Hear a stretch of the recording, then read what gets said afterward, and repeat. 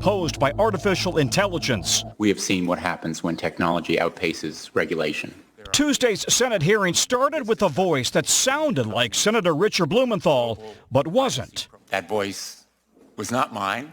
The audio was an AI voice cloning software trained on my floor speeches. The words written by AI program ChatGPT. The man behind ChatGPT, OpenAI CEO Sam Altman, is now pleading with Congress to regulate AI before it's too late. My worst fears are that we, the field, the technology, the industry, cause significant harm to the world. If this technology goes wrong, it can go quite wrong. AI's peril is far more than stealing a singer's voice and composing a new song or drafting love letters and college essays. Researchers warn it could create counterfeit humans, steal identities, spread fake news and medical advice, undermine elections, democracies, even start wars. And there is wide agreement that humans could soon start losing their jobs to AI. How do we find meaning in life if the AI could do your job better than you can? Billionaire Elon Musk, who helped fund OpenAI, is among hundreds of tech leaders calling for the industry to hit pause. Last night, he talked exclusively to CNBC's David Faber. There's a strong probability that it will make life much better, and there's some chance that it goes wrong and destroys humanity. Hopefully that chance is small, but it's not zero. For years, Hollywood has envisioned a dark future controlled by computers. What am I? While iRobot may be extreme, the man known as the godfather of AI, Dr. Jeffrey Hinton, recently left his job at Google to issue a stark warning. I think it's possible that people are just passing phase in the evolution of intelligence. People are a passing phase. In other words, computers will take over. Yes, that's possible. An existential threat to all of us. Listen to where that warning is coming from. These are the guys who invented this technology. And there's growing bipartisan agreement in Congress that AI needs to be regulated. But the U.S. is far behind Europe, where new AI guardrail laws are moving towards passage. Riskier apps would be facing tougher oversight in Europe. EU laws would move to protect children, ban scoring people based on their behavior, and remote facial recognition, using that in stores, for example. So this is really a brave new world, you guys. It really is, and a scary one, too, in some ways. Let's bring in NBC's tech correspondent, Jacob Warb. And Jake, I mean, everyone's remarking, oh, here the industry itself is saying, please regulate us. But, you know, a number of scientists, and including now the former godfather of AI, have said, well, let's just pause for a moment. Let's hit the brakes for a moment and not develop it any further until we really get a handle on this. So they're saying regulate us, but they're not saying, and we'll pause while you do.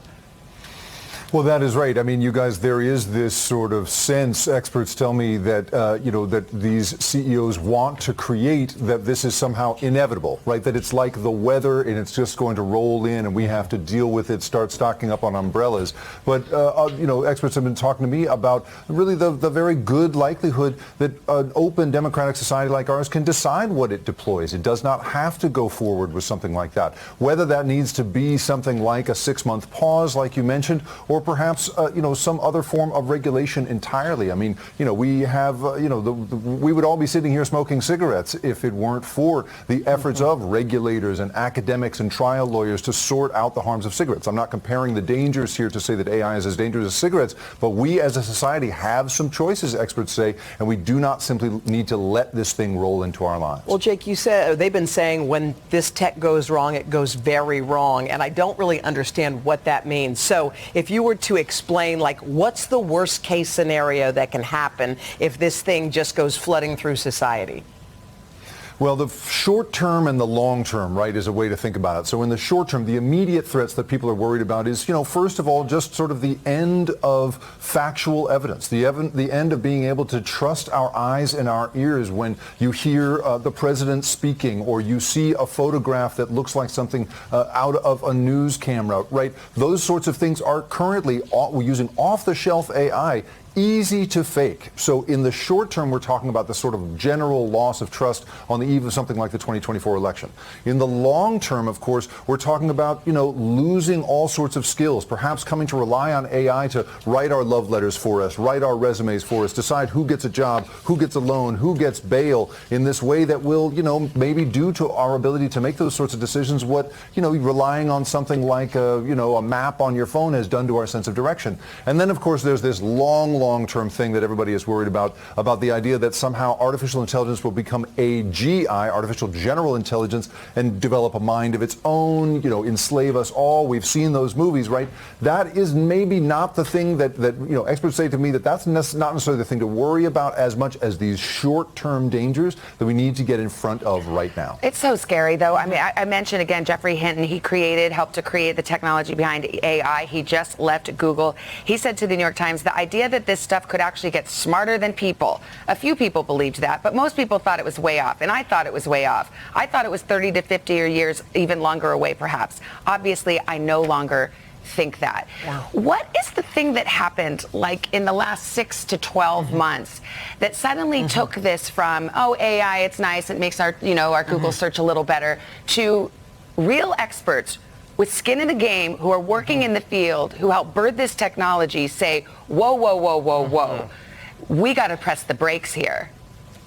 Right. Well, the difference between then and now is essentially a new piece of technology. I mean, it's things like something called a transformer model. We don't have to get into the weeds on this, but basically, once upon a time in AI, you had to train things very slowly, and it took forever. It took billions of dollars and, thousands of hours to train a single piece of AI to make a decision, pick a pattern out of data. Then, just a few years ago, these transformer models made it possible for you to suddenly just pour the internet through these systems so that they can just pick up the greatest hits of our taste in art, our taste in music, how we write letters to one another. It's that capability that has suddenly created all of these large language models that you're seeing OpenAI and Google and Meta debut.